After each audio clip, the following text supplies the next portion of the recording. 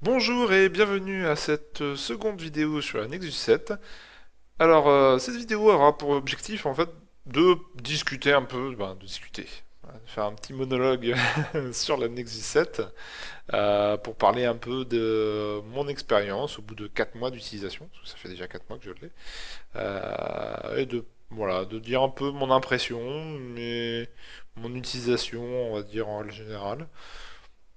Et ce que j'ai pu découvrir en cours de route depuis ces 4 mois d'utilisation. Je tiens juste à remercier quand même LJNK, qui est donc un ami qui m'a aidé en fait pour faire un peu cette vidéo, parce que c'est pas toujours facile de critiquer un produit dont on est assez content. Voilà, donc merci à toi. Et on va donc commencer cette vidéo par présenter donc les qualités de ce produit.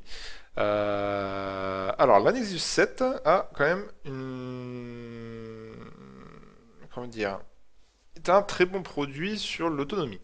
Je tiens 4 jours, 4 jours et demi. Voilà, donc en moyenne, je suis à 3 jours et demi, 4 jours. Ça dépend en fait de l'utilisation que j'en ai. Parfois, je l'utilise pas trop, parfois, je l'utilise un peu plus. Mais 4 jours quand même en moyenne, c'est quand même une bonne moyenne. Parce que 4 jours quand même, faut...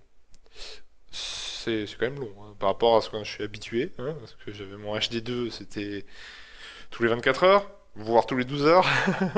Voilà, donc maintenant j'ai aussi ma Nexus 4. Parce que j'ai une Nexus 4. Je suis passé à 2 jours, 3 jours. Voilà, 3 jours c'est vraiment la limite max. Hein. En général c'est plutôt 2 jours. Ça me change. C'est franchement, je suis assez content de l'autonomie. Après, c'est vrai que ça dépend de l'utilisation qu'on en a. Voilà, moi, je suis un utilisateur assez. J'utilise pas énormément la tablette. Donc, je suis pas tout le temps dessus. Je l'utilise pas en permanence. Je l'utilise entre les midis quand je suis au boulot. Je l'utilise le soir chez moi avant d'aller me coucher. Voilà, de temps en temps, je me connecte un peu. Genre les week-ends quand je vais chez mes parents, par exemple, j'utilise ma tablette. Parce que j'ai pas de PC portable. Voilà quoi, c'est en gros l'utilisation que j'en fais et ça dure 4 jours quoi. Voilà, c'est là-dessus. Je pense qu'il n'y a pas de problème particulier. Oui, je suis mes notes. Parce que sinon je vais oublier la moitié des trucs à dire. Voilà. Sinon après au sujet de la prise en main, voilà. Donc ça c'est un détail que m'a précisé SJNK.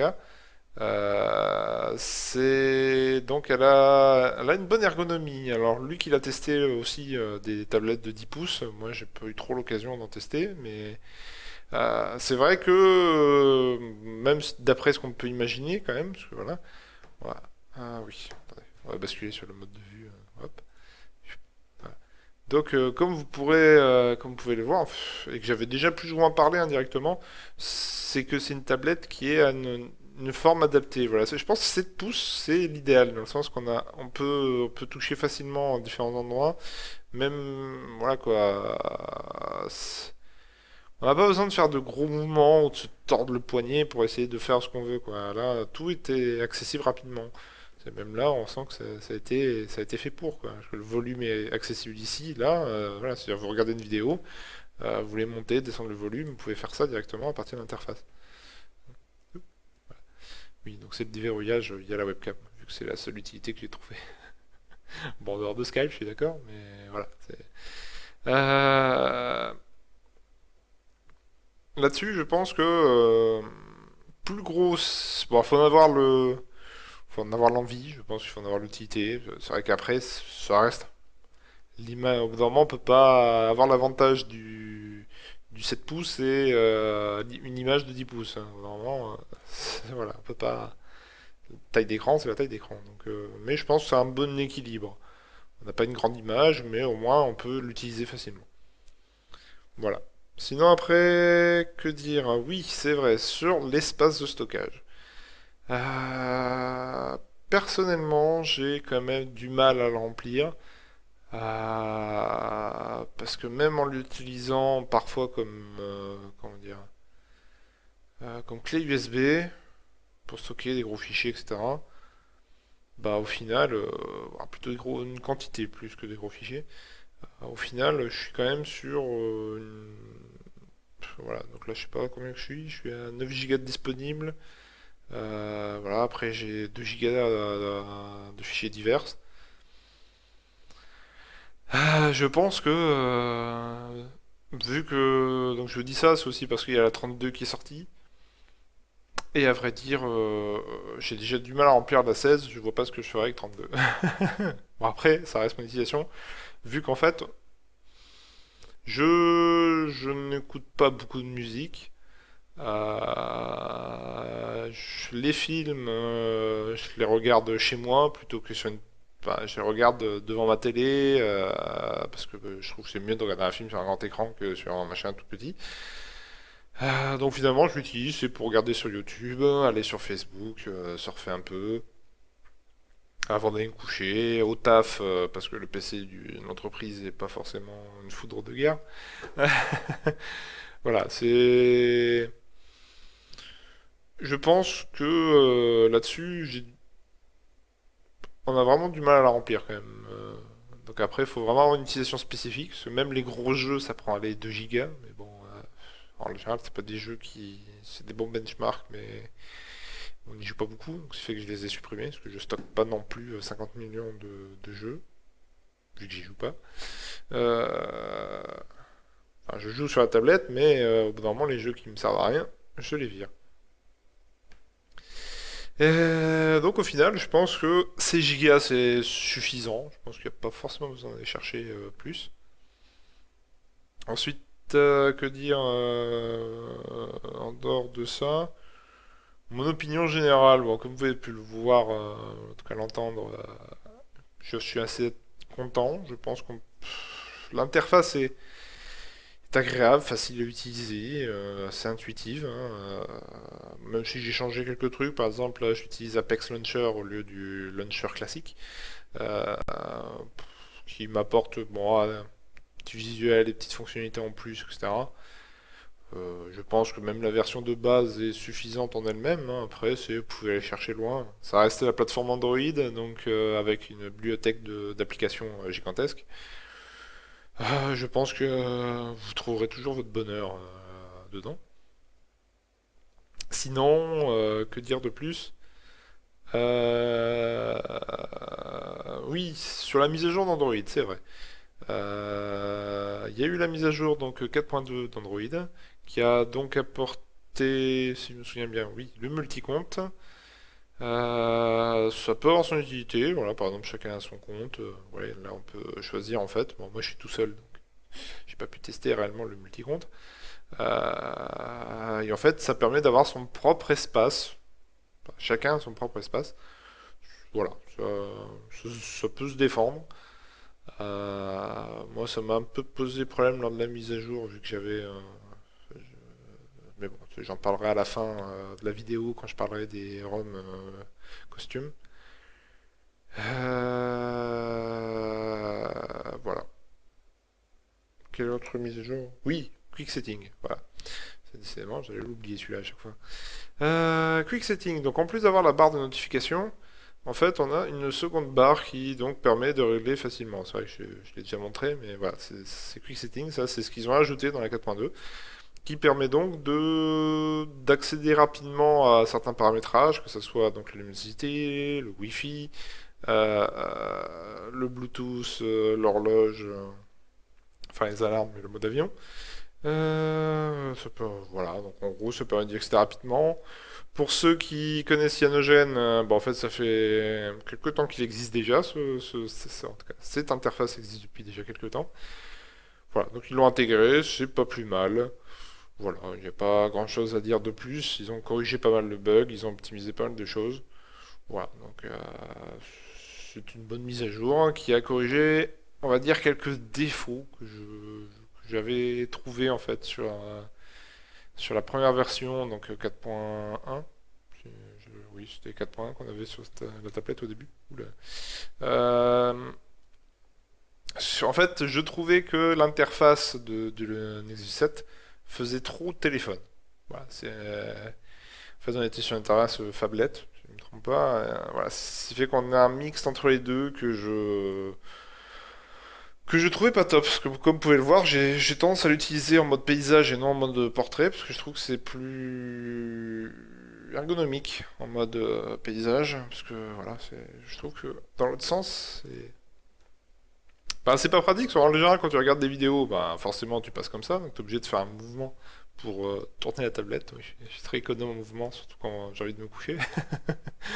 Donc je trouvais ça pas pratique, donc je préfère utiliser la tablette comme ça. Je trouve que c'est en plus les boutons sont plus accessibles rapidement. Donc, bon. Je trouve que en position de tablette, c'était plus efficace qu'en mode téléphone comme ça. Et ce qui fait que j'avais testé des solutions alternatives pour régler ce problème. La 4.2 a pas mal corrigé ça. On va dire ils ont ajouté donc le quick setting. Une bonne partie des applications se sont adaptées au fur et à mesure en fait à ce cran intermédiaire entre la tablette et le téléphone. Je sais que maintenant il n'y a plus réellement besoin de fonctionner de logiciels tiers, ce qui permet de adapter le téléphone. Enfin la tablette. Voilà, voilà. Donc maintenant, je vais parler des défauts de Nexus 7. Et oui, il en a malheureusement quelques-uns. Pas grand-chose, mais voilà, ça reste quelques défauts. Donc, son principal défaut, entre guillemets, on va dire, c'est l'OTG qui ne marche pas intégralement. C'est-à-dire qu'en fait, l'OTG, ça permet, un USB hot, voilà, qui permet en fait de brancher des accessoires sur la tablette et que la tablette les gère. Pas mal d'accessoires fonctionnent. Donc, comme me l'a dit aussi JNK, parce que c'est surtout lui qui a testé ces périphériques-là, la plupart des manettes fonctionnent, les claviers, souris, etc. Il y a plein de choses qui passent. Euh, Malheureusement, bizarrement même, tous les périphériques de stockage, eux, ne sont pas pris en compte. Ils ne sont pas gérés.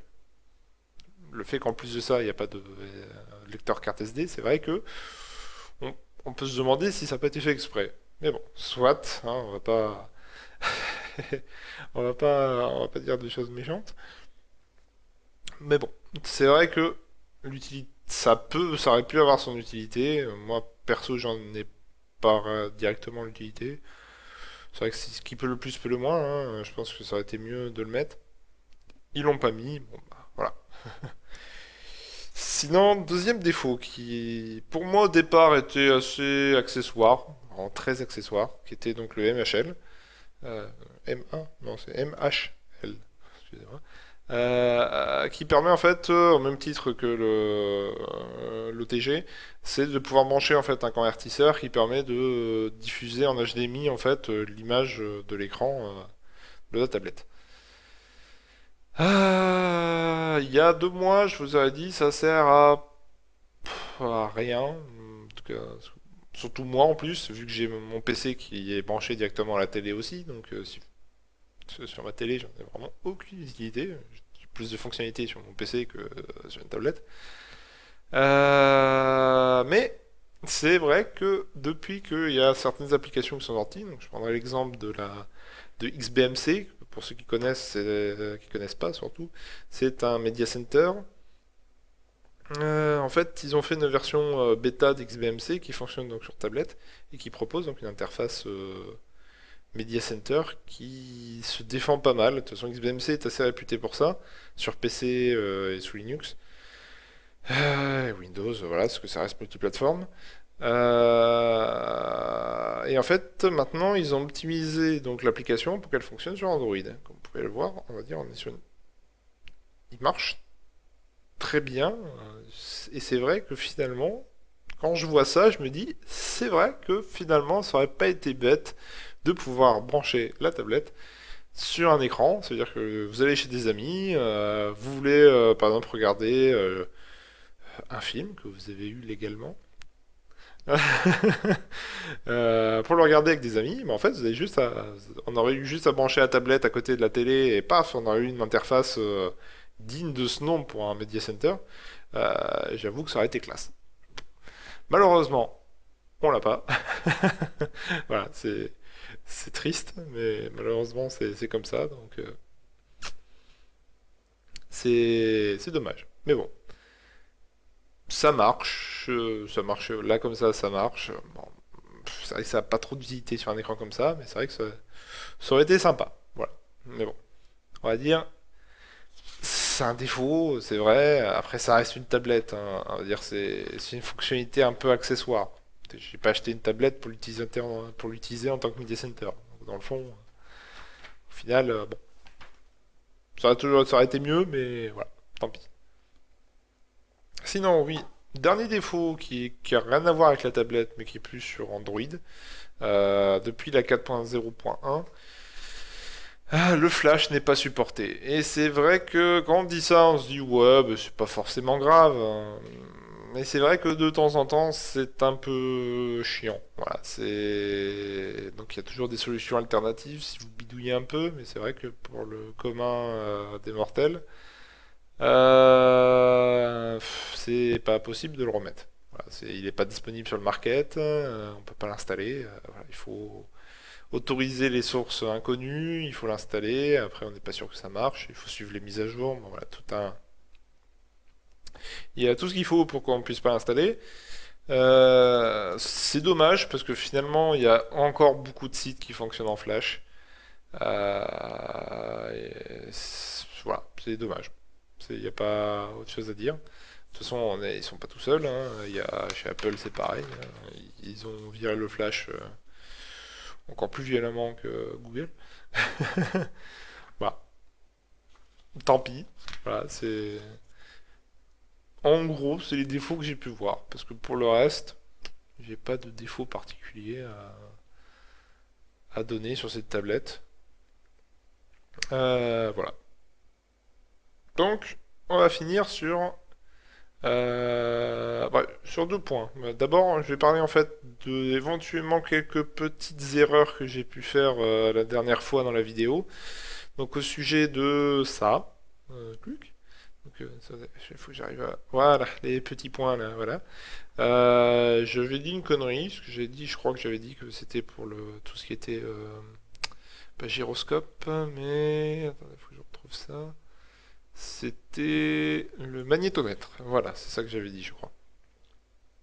Donc non, ce n'est pas le magnétomètre, je me suis planté. En fait, c'est comment dire, c'est pour l'interaction entre des pochettes, des sacoches, enfin, c'est une interaction externe, enfin un étui, voilà.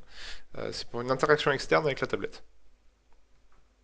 Pour l'instant, il n'y a pas grand-chose qui l'exploite. À la limite, normalement, il y a le dock qui va bientôt sortir, ou qui est déjà sorti. Non, je crois pas qu'il est sorti, pas encore. Qui va normalement exploiter, je l'espère, ce truc-là. Ce qui est plutôt... bon, on verra bien, hein. Donc ça fera une autre vidéo pour tout ce qui est accessoire. En même temps, je testerai tout ce qui est périphérique externe, etc. Euh, je... Je... Euh, j'ai quelque chose que je voulais dire, mais j'ai oublié. Ce que j'ai pu dire. Bon, il y a le micro, mais ça, je mettais en commentaire, j'avais reprécisé que oui, ça servait à ça. Enfin, le fait qu'il y a double micro, c'est d'une en fonction de la position, de laquelle façon on prend la tablette. Parce que en fait, le micro, il y en a un qui est. Ah, attendez, il faut que je les retrouve parce que je les perds. Normalement, il y en a un qui est au-dessus ici, et il y en a un qui est juste là. Voilà. Et donc, en fait, c'est pour normalement le fait de supprimer le son ambiant, etc. J'ai pas pu l'exploiter ce truc-là, j'ai jamais testé réellement. J'utilise pas ma tablette pour téléphoner ou pour communiquer. J'ai mon téléphone à côté, et puis j'ai mon PC, j'ai le casque, comme vous pouvez le voir. J'ai donc pas besoin de téléphoner avec ma tablette. Sinon, j'ai pu tester quand même à l'occasion, c'était le kit main libre, parce que j'avais dit que j'ai pas pu le tester. Ça marche, hein, on peut brancher un kit main libre et c'est le micro du kit main libre qui fonctionne. Voilà, en gros. Sinon, voilà. On va finir donc cette vidéo sur la personnalisation. Alors que dire sur la personnalisation on va dire que je parle de la ROM, on est quand même sur quelque chose d'un peu plus technique. Il y a pas mal de choses qui existent sur XDA Developer. Quand vous fouillez, c'est vrai qu'il y a énormément de choses. Il y a plein de ROM custom qui ont été faites. Pour en avoir testé, surtout Cyanogen Mode, hein, ce qui est donc une ROM particulièrement connue dans le secteur, vu qu'il est sur multi-plateforme, hein, enfin multi-appareil. C'était pas mal. Après, c'est vrai que j'ai essayé donc c'était Smooth ROM, je crois, qui était en fait un ROM qui convertissait intégralement la tablette pour qu'elle fonctionne en mode tablette et non en mode phablette téléphone. Parce qu'à l'époque, j'ai trouvé ça un peu. Que je voulais l'utiliser en tant que vraie tablette au lieu de ce qui était prévu par défaut sur le Nexus. Euh, Ça marchait bien, hein, je dirais pas le contraire. Mais bon, au final, je suis revenu à la version 4.2 stock, donc originale, juste en faisant un route pour passer en mode route, pour éviter comment dire,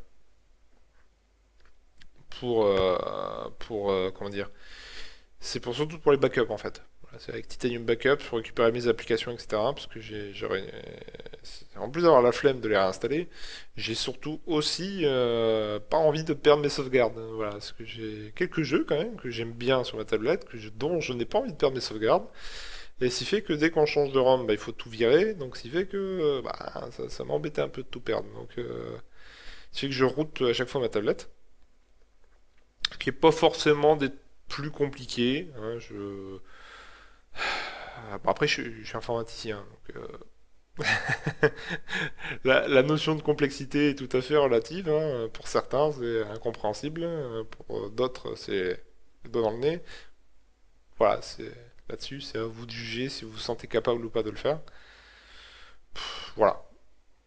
Mais ça va dire, c'est vrai que je suis revenu à la version originale, à la version stock, parce que la 4.2 a corrigé pas mal de ses défauts. La plupart des applications se sont adaptées en fait à ce niveau intermédiaire de tablette qui à l'époque n'était pas non plus très commun.